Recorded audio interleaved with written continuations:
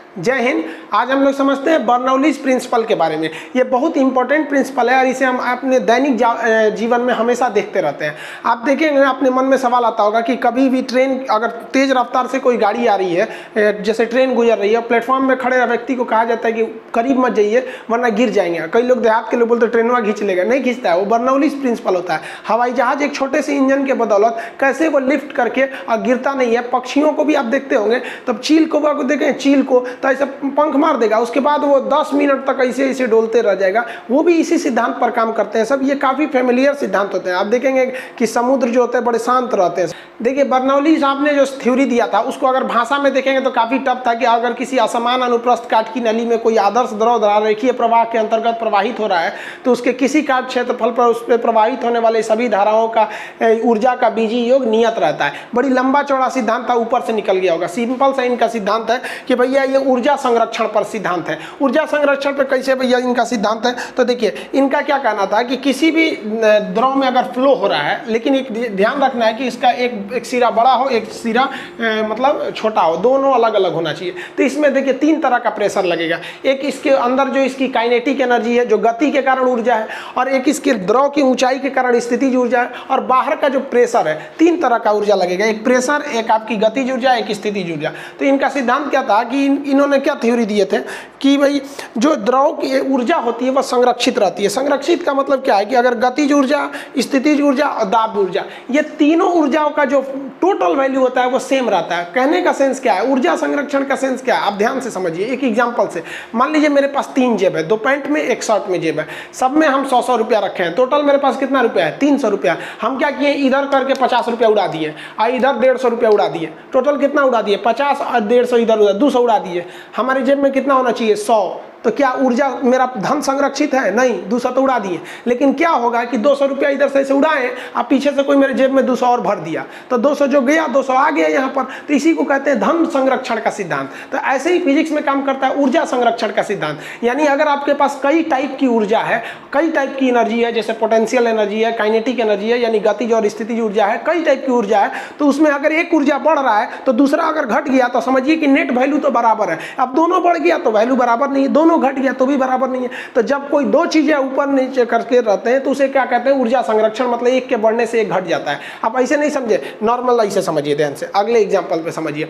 देखिए, किसी भी चीज की ऊंचाई अगर बढ़ाइएगा तो उसमें एक एनर्जी आ जाती है जिसे कहते हैं पोटेंशियल एनर्जी, स्थितिज ऊर्जा, mgh। ऊंचाई पे कारण, जैसे आप कुतुब मीनार पे चढ़ जाइएगा कोई चीज तो उसके अंदर क्या आ जाएगी, ऊंचाई। अब उसको छोड़िएगा ना तो ऊंचाई से, अब जैसे ईंटा है, इतना ऊंचाई से छोड़ेंगे हाथ पे तो कम चोट लगेगा, छत पे से छोड़ देंगे तो ज्यादा चोट लगने लगेगा, क्योंकि उसके अंदर क्या आ गया है, स्थितिज ऊर्जा। तो कभी भी जब आप ऊंचाई पर जाते हैं तो उसमें आ जाता है आपका स्थितिज ऊर्जा। लेकिन अगर मान लीजिए यहाँ ऊंचाई पर हम खड़े हैं तो हम खड़े रहने से, मान लीजिए कोई लड़का है यहाँ पे, मान लीजिए ये लड़की कोई खड़ी है, छोटिया ये खड़ी है, इस पर कुतुब मीनार पर गई है सुसाइड करने के लिए।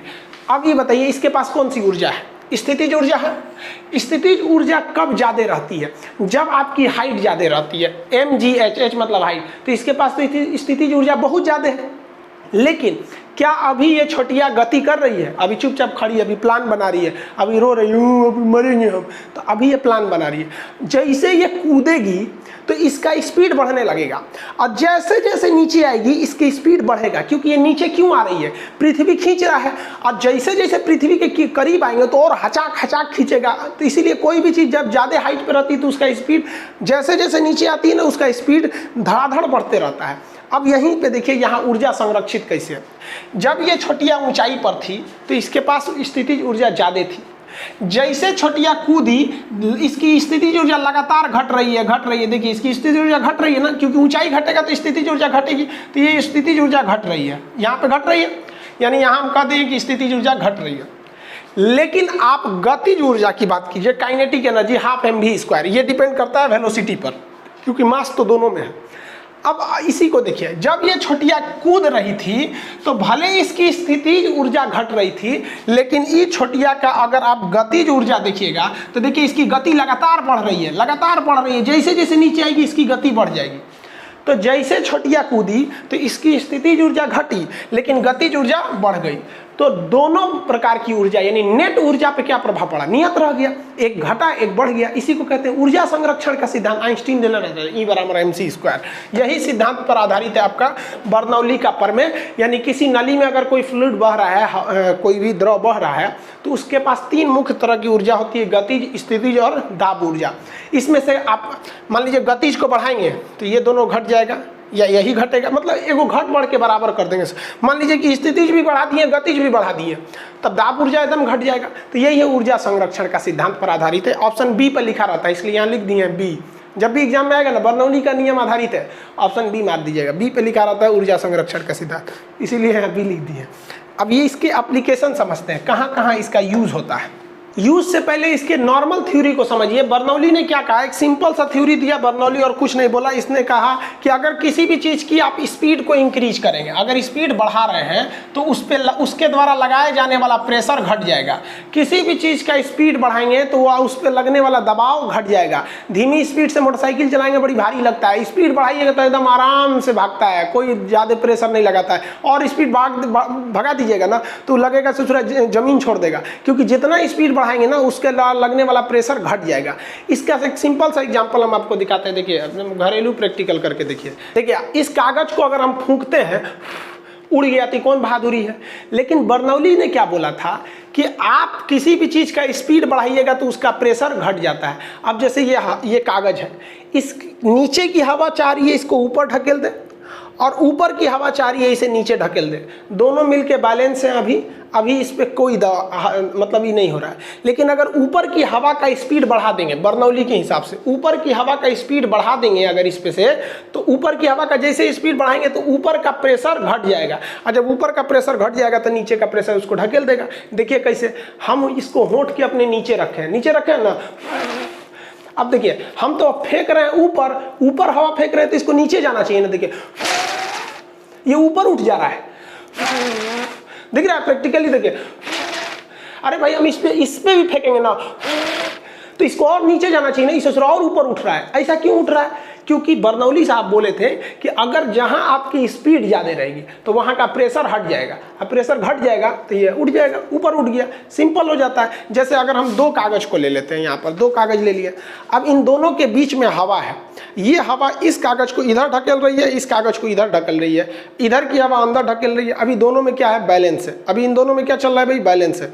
अब आप समझेंगे, अगर बीच में हम खूब जोर से फूकेंगे तो आपको लगेगा कि बाहर जाएंगे सर, नहीं और सट जाएंगे सर। क्यों? क्योंकि बीच में फूकेंगे तो बीच की हवा का स्पीड बढ़ जाएगा, और जहां स्पीड बढ़ेगा तो दबाव घट जाएगा, और दबाव घटने से ये पास आ जाएंगे सर। देखिए बीच में फूकते हैं, अभी रुक जाते हैं। देखिए पहले देख लीजिए आराम से,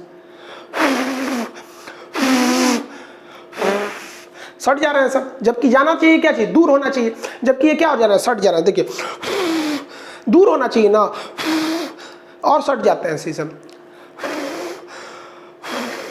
सट जा रहे हैं सर। ये किसका सिद्धांत है, बर्नौली का। अब इसी सिद्धांत का और इंप्लीमेंट करके देखते हैं। इसी पर आधारित होता है आपका एक तो डिवाइस होता है, इसको ये स्प्रे होता है। देखिए स्प्रे करने वाले इसको ऑटोमाइजर कहा जाता है। ये स्प्रे पेंटिंग वगैरह के काम में आता है। अलमारी वगैरह लीजिएगा ना तो पेंटिंग उसी से करके दे देते हैं सर। तो यहाँ अगर आप ध्यान से देखेंगे तो इसके नीचे पेंट रहता है। आप अगर कीड़ा मकोड़ा कीटनाशक भी छिड़कना चाहते हैं तो यहाँ एक नीचे में एक पॉट रहता है, बर्तन, उसमें वो लिक्विड भरा रहता है, और ये मशीन इलेक्ट्रिक से चलती है, और ये केवल हवा फेंकती है। केवल क्या फेंकती है, हवा फेंकती है, और कुछ नहीं फेंकती है, हवा बस फेंकेगी। लेकिन इस मशीन ये क्या करता है ना, ये यहाँ इसमें कोई डिवाइस नहीं लगा है, ये एक केवल सिंपल सा पॉट है, और ये इसके ऊपर से ऐसे गया रहता है ये पाइप। अब इस पाइप में हवा जाती है, ध्यान से समझिएगा, इस पाइप में हवा जाती है, और हवा का स्पीड इतना बढ़ा दिया जाता है, इतना बढ़ा दिया जाता है, हवा फेंकता है कि इसके अंदर जो लिक्विड है, इस लिक्विड के ऊपर दबाव पड़ रहा था। ये जो इसमें नली की वो थी आपकी हवाएं, वो इस पे दबाव डाल रही थी, तो ये इसका लिक्विड अंदर आराम से बैठा था। स्पीड इतना ना बढ़ा दिए कि ऊपर का प्रेशर एकदम घट गया, जो प्रेशर था एकदम घट गया। तो ये लिक्विड जो है ना बाहर निकल के देखेगा, अरे प्रेशर क्यों घट गया, ऐसे झांकेगा ना, तब पीछे से हवा आ रही है, लिक्विड को आगे फुहार बना के फेंक देगी। तो ये आपका सिंपल सा सिस्टम होता है। इसको फेंकने के लिए कोई अलग मशीन नहीं चाहिए, बस इसमें प्रेशर, हवा बहुत स्पीड फेंकिए, हवा जैसे स्पीड फेंकिएगा ऊपर की हवा ऊपर का जो प्रेशर है हट जाएगा तो ये द्रव बाहर निकल के झांकेगा, झांकेगा तो हवा बह रही है लेके चला जाएगा स्पीड में। तो इसको स्प्रे होता है, स्प्रे पेंट वगैरह इसी पे सिद्धांत पर काम करते हैं, बर्नौलीज थ्योरी पर। आप इसका सबसे फेमस समझते होंगे, आंधी वगैरह में छप्पर में घर उड़ जाते हैं। रीजन समझिए घर उड़ने का, जैसे नॉर्मल सीजन है, अभी आंधी वगैरह नहीं है तब बता रहे हैं कि मान लीजिए आंधी नहीं है तो नीचे की हवा इस टीन सेट को चाह रही है कि ऊपर फेंक दें और ऊपर की हवा चाह रही है कि हम इस टीन सेट को नीचे धंसा दें। दोनों हवाएं बैलेंस में हैं, कोई दिक्कत नहीं है। लेकिन जब आंधी उठता है तो घर के अंदर आंधी थोड़े उठता है। घर के अंदर आंधी कब उठता है? जब हस्बैंड वाइफ में झगड़ा होता है तब। अदरवाइज में घर के अंदर कभी आंधी नहीं उठता है। तो ये देखिए आंधी बाहर उठता है, तो अब बाहर की ओर आंधी उठेगा तो बाहर की हवाएं तेज स्पीड से चलने लगेंगी। और जैसे बाहर की हवाओं में स्पीड बढ़ेगा तो बर्नौली साहब क्या बोले थे, स्पीड बढ़ाएंगे तो ये जो लगने वाला प्रेशर है ये घट जाएगा। अब ये लगने वाला प्रेशर हट गया और नीचे वाले को क्या पता कैसे हटा है। अब इसमें मान लीजिए इसके अंदर छोटुआ छोटियाँ हैं सब, अब अंदर में छोटुआ छोटियाँ बैठे हैं सब इसके अंदर। अब हवा को ऊपर वाला प्रेशर हट गया, अब नीचे वाला प्रेशर क्या करेगा, इस टीन सेट को उठा देगा। और टीन सेट को जैसे उठाएगा तो ऊपर तो आंधी चल रही है, टीन सेट को उड़ा ले जाएगा, ले गया उड़ा के यहाँ पे, छोटुआ पकड़ा गया इसमें यहाँ। तो ये क्यों होता है? बर्नौली प्रिंसिपल के आधार पर। ये एग्जाम में आपका एग्जाम्पल में पूछेगा, 4 तो एग्जाम्पल दे देगा, कह देगा कौन बर्नौली के प्रिंसिपल पर नहीं है। और एग्जाम्पल समझते हैं हम लोग कि इस सिद्धांत पर। ट्रेन का कहा जाता है कि प्लेटफॉर्म पे आप तब मत खड़े रहिए जब कोई बहुत हाई स्पीड ट्रेन गुजरने वाली है। मान लीजिए यहाँ पे कोई छोटिया है, इधर छोटुआ खड़ा है, ये दोनों प्लेटफॉर्म के पास खड़े हैं सब, दूरी पे हल्का सा है दूरी पर। आई सब देखेगा सर कि बुलेट ट्रेन जाएगा, या एकदम मोदी जी बोले थे बुलेट ट्रेन लाने के लिए, इंतजार कर रहा है सर यहाँ पर। अब मान लीजिए यहाँ पर बुलेट ट्रेन जाएगी, अब बुलेट ट्रेन की रफ्तार सोचिए कितनी भयानक होती है, ये तो एकदम मारेगा, सड़क से निकल जाएगा यहाँ पे। और जैसे अभी नॉर्मल समझिए, मान लीजिए हम ही प्लेटफॉर्म के सामने खड़े हैं तो आगे की हवा हमको ढकेल रही ना चाहती है कि हम पीछे गिर जाए, अब पीछे की हवा चाह रही है हम आगे गिर जाए, लेकिन दोनों हवाएं बैलेंस हैं, इसलिए हम प्लेटफॉर्म पे शांति से खड़े रहते हैं। जैसे आगे से ट्रेन जाएगी सड़क से तेजी से ट्रेन जाएगी, तो बर्नौली साहब ने क्या बोला था, स्पीड बढ़ाइएगा ना तो प्रेशर घट जाएगा। तो जो हवा हमको इधर ढकेली थी उसका प्रेशर जो है घट गया, क्यों? क्योंकि सामने से ट्रेन गई, स्पीड बढ़ गया तो ये प्रेशर घट गया। जैसे ये प्रेशर घटेगा तो पीछे वाली हवा हमको ढकेल देगी, जा खान साहब ट्रेन पे चल जाए, वहाँ पे बुलेट ट्रेन लेके चल जाएगी, हमको खत्म हो गए। तो देहात का आदमी बोलता है ट्रेनवा खींच लेता है, खींचता नहीं है, बर्नौली का पर में है। समझ में आ गया? एक और गलती करता है लोग, आप पढ़े होंगे ट्रेन पे लिखा होगा चलती ट्रेन पे पायदान पर न खड़े हो, मतलब देखिएगा ना नयका लड़का क्या करता है सर, ट्रेनवा के गेटवा पे ऐसे खड़ा हो जाएगा सर, एकदम लगेगा सर अब एकदम ये अभिनंदन पायलट बन गए हैं अब यहाँ पर, इसमें भी गिर सकते हैं आप। ट्रेन के अंदर हवाएं गति से नहीं चलती हैं, ट्रेन के अंदर कहाँ उतना हवाओं की गति रहता है। और वही ट्रेन को हल्का से मुड़ी निकाल के देखेंगे बहुत तेज गति से हवाएं चल रही होती हैं। हवाएं एक्चुअली क्या, ट्रेन चल रही होती है इसलिए हवाएं हमको लगता है कि चल रही होती हैं। तो बाहर की स्पीड बहुत तेज रहती है इसलिए बाहर में प्रेशर बहुत कम है, और अंदर की स्पीड कम है इसलिए अंदर प्रेशर ज़्यादा है। तो ट्रेन के अंदर प्रेशर ज़्यादा, अगर आप खिड़की के मतलब दरवाजे के पास खड़े हैं तो पीछे से जो आपको ढकेल रहा है ट्रेन के अंदर की हवा, उसकी स्पीड कम है तो प्रेशर ज़्यादा है। और बाहर की हवा का क्या है कि स्पीड ज़्यादा है, प्रेशर कम है, ये प्रेशर कम होगा, अंदर वाला फेंक देगा, धाए से गिर जाएंगे। तो अक्सर पेपर में सुनते होंगे कि दरवाजे पर लटका व्यक्ति गिर गया और हमेशा के लिए ऊपर उठ गया, ऐसा सुनते होंगे। बर्नौली का नियम है ये सबको ध्यान रखिएगा। बस अक्सर देखिएगा इस समय बाइक वाला क्या सोचेगा सर कि अरे तेरी क्या एकदम इसके बगल से गुजारेंगे, सड़क से एकदम बाइक लेके आएगा सब। आजकल बाइक आ गया है ना, पिछवा वाला सीटवा एकदम ऊपर कर दिया, और लड़कवा सब क्या करेगा तो अपने बैठ जाएगा और पिछवा लड़की बैठा लेगा और लेके जाएगा, ऐसा लगता है इसे लग रहा है बेचने ले जा रहा है, उसको एकदम ऊपर बैठा लेता है। आजकल की गजब मोटरसाइकिल आ गया है सब। तो इसमें कभी भी किसी तेज चलने वाली गाड़ी से सटा के क्रॉस नहीं करना चाहिए। रीज़न समझिए, ये बस जो चल रहा है ये अपने ही हवाओं को काट के चल रहा है, इसलिए जो इसके अगल बगल की हवाएं हैं उसकी स्पीड बहुत ज़्यादा है, इसलिए यहाँ हवाओं का प्रेशर बहुत कम है। और आप इसके पास से गुजरिएगा ना, यहाँ इसके पास से गुजरिएगा तो जो जिस साइड ये ट्रक है बस है उस साइड तो स्पीड ज़्यादा है, वहाँ हवाओं का प्रेशर बहुत कम है। अब क्या करेगा ये ना, यहाँ प्रेशर कम है तो आप इस ओर गिर जाएंगे। रीज़न क्या है कि इधर स्पीड ज़्यादा है, बस के वजह से हवाओं की स्पीड में हलचल हो गई है, स्पीड ज़्यादा हो गया, जिस वजह से वहाँ प्रेशर कम हो गया और ये मार देगा आपको, गिर जाएंगे उस साइड में। तो अक्सर ये चीज़ दिखता है। तो आप लोग को लगता है कि भाई मोटरसाइकिल वाला की गलती है, अरे भाई वो संभाल के निकाला था लेकिन फिर भी दुर्घटना हो गया। इसलिए आप देखेंगे, कभी भी देखिएगा ट्रेन की 2 पटरियों को देखिएगा, जहाँ ट्रेन जाता उनके बीच में काफ़ी जगह रहता है। रियल में यार इतना जगह रहता है कि एक और ट्रेन अट सकती है। जो डबल लाइन की ट्रेन में देखते हैं ना, क्रॉस करती है स्टेशन पे नहीं, बीच में। स्टेशन पे इसलिए करीब बना दिया जाता है कि स्पीड कम रहती है, वहाँ बर्नौली वाला नहीं काम करेगा। लेकिन अगर पुल को देखिएगा, 2 पुल को दूर दूर बनाया जाता है, या फिर ट्रेन की 2 लाइनों को बीच में आपकी एक ट्रेन जा सकती है, तो क्या रेलवे को उतना फालतू ज़मीन था, सटा के नहीं बना देता? उसको जान रहा था कि सटा के बना देंगे, वो बर्नौली का नियम लगेगा, लड़ जाएगी ट्रेन। कैसे लड़ जाएगी देखिए ध्यान से, पानी वाली जहाज़ कैसे लड़ जाएंगी सब। यहाँ समझिएगा बर्नौली का पर में ये जहाज़ चल रही है, इस जहाज़ की वजह से इधर की जो पानी है उसका स्पीड बढ़ गया है, तो यहाँ का प्रेशर घट गया है। और देखिए यहाँ भी स्पीड बढ़ गया इस साइड में, तो यहाँ का भी प्रेशर घट गया है। इस जहाज की वजह से इधर का पानी का स्पीड हलचल हो गया, यहाँ का प्रेशर घट गया है। अब इस वाली बोट का देखेंगे तो इधर में भी प्रेशर ज़्यादा है। अब आप बताइए, सॉरी इस स्पीड ज़्यादा है, आप बताइए सबसे ज़्यादा स्पीड पानी में कहाँ होगा? अंदर में, क्योंकि ये वाला स्पीड और ये वाला स्पीड लगभग पानी का स्पीड मैच कर जाएगा। तो यहाँ अंदर इन दोनों के अंदर के पानी का स्पीड बढ़ जाएगा। अब बर्नौली साहब क्या बोले थे कि जैसे स्पीड बढ़ाइएगा प्रेशर घट जाएगा, तो जो प्रेशर इसको उधर ढकेला था और इसको इधर ढकेला था वही प्रेशर घट जाएगा, पर दोनों आके लड़ जाएंगे सर। ये दोनों आके क्या हो जाएंगे? आपस में लड़ जाएंगे। इसलिए देखिएगा जब भी नाव लड़ती है ना तो पीछे की ओर से लड़ती है, क्योंकि मेन स्पीड जनरेट हो रहा था पीछे से, और बीच के एरिया में इतना ना पानी को हौड़ दिया, सब देहात में क्या बोलते हैं हौड़ देना, तो हौड़ दिया सब की स्पीड बढ़ गया। स्पीड बढ़ने से प्रेशर घट जाता है, आपस में लड़ जाती है। इसलिए 2 ट्रेन को, 2 जहाज़ों को, 2 किसी भी गतिशील चीज़ों को थोड़ी सी दूरी पर रखना चाहिए, वरना बीच की हवाओं का स्पीड बढ़ जाएगा, प्रेशर घटने से ये सब आपस में सट के लड़ जाते हैं सब। आप गेम उसमें देखते होंगे क्रिकेट में स्विंग कराना, आजकल एक तो आ गया स्विंग कराता है। कैसे बॉल स्विंग कैसे करती है? देखिए ध्यान से, कोई भी बॉल होता है अगर, तो उसके चारों ओर क्या करती है, हवाएं एक प्रेशर लगाई रहती हैं, जिस वजह से वो बॉल आराम से जाता है। लेकिन बताइए अगर ये प्रेशर हट जाए तो क्या बॉल आराम से जाएगा? डगमगा जाएगा। इसी डगमगा जाने की क्रिया को हम कहते हैं स्विंग कर जाना।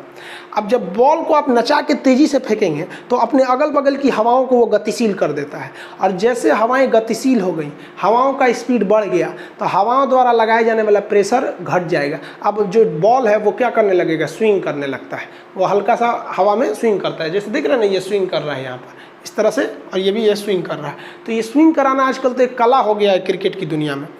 अब जो सबसे मेन इंपॉर्टेंट आ जाता है भाई साहब, जहाज। जहाज कैसे उड़ जाता है?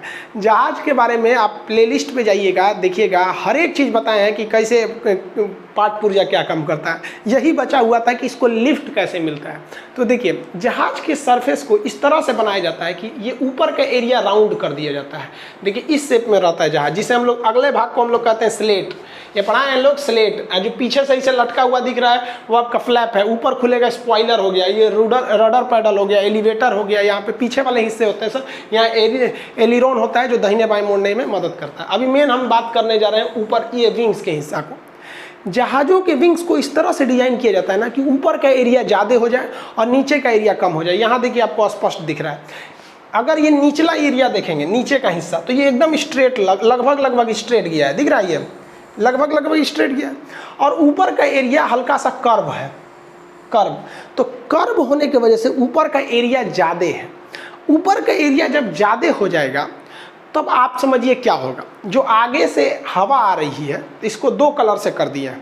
ऊपर वाला ब्लू है, ये बता रहा है कि ये ब्लू कलर ऊपर से जा रही है और रेड कलर नीचे से जा रही है। अब हवा एंट्री टकराती है एक ही समय पे, तो बाहर भी निकलेगी एक ही समय से इससे जहाज से। ऐसा थोड़ी कि आधा जहाजिया बाहर छूट जाएगा, एक ही साथ निकलेगा। हवाएं जो टकराती हैं एक साथ, निकलेगी भी एक साथ। देखिए ये ब्लू और रेड एक साथ टकराई थी और निकल भी गई एक साथ। अब आप बताइए, ये रेड वाले को दूरी कम है, उसके लिए डिस्टेंस कम है, और ब्लू वाले के लिए डिस्टेंस ज़्यादा है। अब आप बताइए कि किसी को कम दूरी तय करना है और किसी को बहुत ज़्यादा दूरी तय करना है, लेकिन पहुंचना एक समय पे है, एक ही टाइम पे पहुंचना है, तब कैसे पहुंचेगा? तो ये एक ही रास्ता बचता है कि भैया जिन्हें ज़्यादा दूरी तय करनी है उनका स्पीड ज़्यादा रहना चाहिए, तभी ना वो सेम टाइम पे पहुंचेंगे। अब मान लीजिए इसको 2 किलोमीटर पहुंचना है और इसको पहुंचना है 3 किलोमीटर, और दोनों सेम स्पीड से चलेगा तो ये तो पहले ही पहुंच जाएगा, बाद में पहुंचेगा। तो इसके लिए क्या है कि जिसको 3 किलोमीटर जाना है इसकी स्पीड क्या होना चाहिए? ज़्यादा, और इसकी स्पीड कम होनी चाहिए, तब ना दोनों सेम पहुंचेंगे। इसका मतलब ये हुआ कि ऊपर वाली हवाओं का स्पीड ज़्यादा होता है और नीचे वाली हवाओं का स्पीड कम होता है ताकि एक साथ पहुंच सके। अब ऊपर वाली हवा का स्पीड ज़्यादा हो गया तो आपको पता है कि जिसका स्पीड ज़्यादा होता है उसके प्रेशर जो होता है, प्रेशर वो क्या हो जाता है, हाई ना होके कि उसका प्रेशर क्या हो जाता है, घट जाता है। अब समझ गए आप लोग कि इसका प्रेशर क्या हो गया, घट गया, और जबकि अंदर की हवाओं का स्पीड कम है तो इसका प्रेशर बढ़ जाएगा। तो ये ज़्यादा प्रेशर वाला नीचे से ठेलने लगेगा और जैसे ढकेलेगा तो ये नीचे से इसको ढकेलता रहेगा और जब तक जहाज चलेगी तब तक ये ढकेलता ही रह जाएगा, जिस वजह से नीचे से एक लिफ्ट मिलती रहेगी और ये जहाज उड़ता रहेगा। तो आप कहेंगे जा इसे थोड़ा उतरेगा कैसे, तब सही बात है, उतरेगा कैसे यहाँ पर। इसलिए जो अगला भाग होता है ना, जो स्लेट होता है, ये अपना एरिया घटा बढ़ा सकता है। ये हम पहले वीडियो में बताए हैं, आप प्लेलिस्ट में एरोप्लेन वाले हिस्सा में जाके देखेंगे, हर चीज़ बताया गया है। तो सोचेंगे उतरेगा कैसे।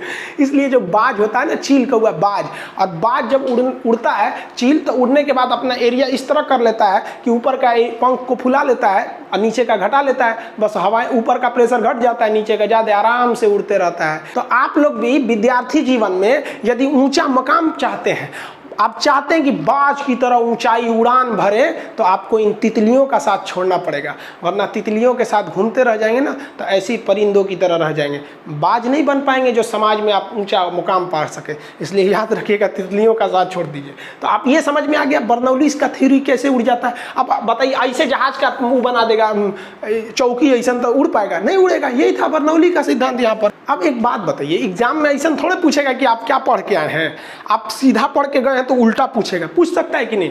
अब तक हम यही पढ़ रहे थे हम लोग कि अगर हम स्पीड बढ़ाएंगे तो प्रेशर घटेगा।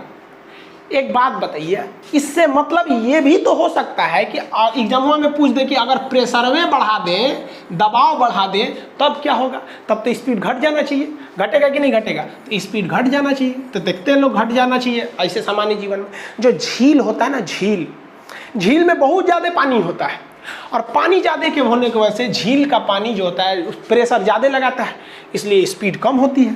सही बात है, झील के पानी का स्पीड कम होता है। और अगर तालाब देखिएगा तो तालाब के पानी में क्या होता है भैया, प्रेशर ज़्यादा नहीं होता है तो स्पीड भी, तालाब का पानी छलकते रहता है। कहते हैं ना कि मोहब्बत करने वाला ज़िंदगी भर कुछ नहीं कहता, ये दरिया शोर करती है, समंदर कुछ नहीं कहता, क्योंकि समंदर का प्रेशर ज़्यादा है, इसलिए स्पीड क्या है, कम है। समझ आए कि नहीं? समंदर बहुत बड़ा होता है, दुनिया में महासागर और सागर उसी को कहेंगे जो आपस में कनेक्टेड है। कनेक्ट नहीं रहेगा तो सागर नहीं कहलाएगा। जैसे कैस्पियन सागर, सागर नहीं है, वो झील है। आपस में कनेक्ट है तभी वो सागर है। जैसे अरब सागर कनेक्टेड है बंगाल की इससे, हिंद महासागर से, वो आगे जाके आपका लाल सागर सुएज नहर पार करके, भूमध्य सागर, वो जिब्राल्टर पार करके अटलांटिक में, जब तक कनेक्ट है तब तक सागर कहलाएगा। अराल सागर है, झील नहीं, वो झील है, नाम भले सागर है, नाम रख देने से थोड़ी हो जाता है। कनेक्ट है तो सागर, और उसमें बहुत बड़ा है तो महासागर, थोड़ा छोटा हुआ तो सागर। झील क्या होता है, एक बहुत बड़ा एरिया होता है झील, जिसके पानी का मेन सोर्स जो होता है ना, ज़मीन के अंदर से होता है, वो वर्षा जल पर निर्भर नहीं होता है, तो वो झील कहलाता है। और ये अगर छोटा मोटा है तो ये क्या हो जाता है, तालाब। और इससे भी छोटा अगर ले जाइएगा तो फिर हो जाएगा गड़ाहा, ये तो और छलकते रहता है। और उससे छोटा ले जाएंगे गड़ही, और गड़ही से छोटा ले जाएंगे तो फिर गुप्पी हो जाएगा। आदमी गोली खेलता था बचपन में, गुप्पी में झगड़ा हो जाता तो थूक देता था आदमी, नहीं तो गुप्पियाँ फोड़ देता था। तो ये अलग चीज़ है ये वाला। तो आप, आई होप आप बर्नौलीज का पूरा थ्योरम समझ गए होंगे कि बर्नौली से आप क्या करना चाह रहे थे। इससे एग्जाम में हमेशा पूछता है, हालांकि यही पूछता है कि बर्नौली का सिद्धांत किस पर आधारित है, तो ऊर्जा संरक्षण पर। किसी को कोई दिक्कत नहीं, एक भी क्वेश्चन इससे छूटना नहीं चाहिए। देखिए एनटीपीसी दिसंबर में है, हम आप लोग के लिए डेली फिजिक्स का एक टॉपिक आके क्लियर करते रह जाएंगे। समझ में आ गया कि नहीं आ गया? अब जैसे मान लीजिए कल कोई और टॉपिक बता देंगे, आप केवल ईमानदारी से इस टॉपिक को पढ़ लीजिए। आपको कहते हैं ना कि आपको कोई दिक्कत नहीं आने वाला। आप मन करे तो एग्जाम्पल जो है उसका स्क्रीनशॉट लीजिए या कॉपी में लिखिए, जैसे कीजिए। हाँ, अगर कॉपी में एक सिस्टमेटिक वे में जाना चाहते हैं तो इसके आपका प्ले स्टोर पर एप्लीकेशन अवेलेबल है, खान सर ऑफिशियल के नाम से, उसका सिस्टमेटिक होगा। देखिए पॉलिटी जो बैच लाए थे हम, आपको ऑफर दिए भी थे, उसमें बोले थे एडमिशन लेने के लिए 2 लाख पे क्लोज हो गया। अब जो एनटीपीसी का है, ये आप एप्लीकेशन के बैनर पे देख रहे होंगे, उस पर लिख रहा होगा ऑफर है 19 को, तो 18 या 19 को ऑफर देंगे, जिसमें आपको साइंस का सारा चीज़ कंप्लीट करा दिया जाएगा। और साइंस के लिए टेंशन मत लीजिए यार, साइंस इतना इंटरेस्टेड है ना, इतना इंटरेस्टेड, बशर्ते आप उसको प्रैक्टिकली पढ़िए। प्रैक्टिकली आप देखें क्यों अमेरिका, फ्रांस, जर्मनी ये सब आगे निकल गए सर, क्योंकि वो प्रैक्टिकली पढ़ रहा था सब। और हम लोग क्या पढ़ रहे थे, हम लोग प्रैक्टिकली क्या कर रहे हैं, लिट्टी गोल छान पातर छान, लंबा लिट्टी छान, बिना चोखा का छान, यही सब तो छान रहे थे हम लोग। जलेबी, समोसा, पकौड़ा, यही सब बना रहे थे, क्योंकि हम लोग को इसका प्रैक्टिकली नॉलेज है। और अमेरिका, जर्मनी, फ्रांस ये आगे निकल गया, वो फिजिक्स पे प्रैक्टिकल कर रहा था सब। तो फिजिक्स भाई साहब टफ नहीं है, लेकिन टफ कब हो जाएगा जब आप प्रैक्टिकली नहीं देखेंगे। अब मान लीजिए बिना प्रैक्टिकली हम आपको समझाते थे, देखो भाई जहाज ऐसे उड़ जाता है और बर्नौलीज का नियम लगता है।